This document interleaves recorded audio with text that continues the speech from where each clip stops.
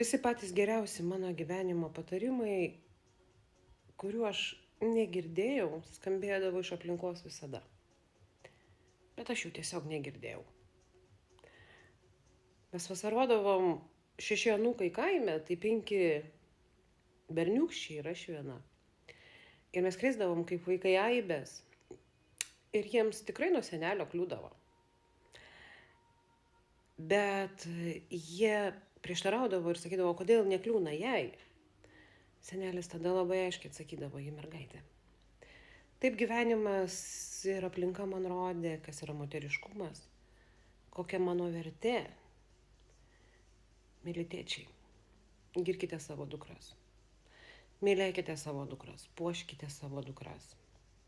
Juk jūs esate pirmas vyras, kuris jai parodo jos vertę.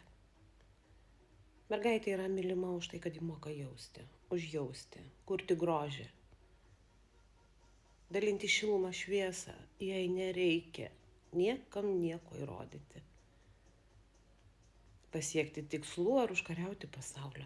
Ji yra mylima už tai, kad ji moka apkabinti, šypsotis. Savo akių šviesą ir šilumą dalinti jaukumą. Taip nusibrėžiama labai aiški riba. Taip mergaitė suvokia savo ribas. Taip mergaitė išmoksta vertinti save.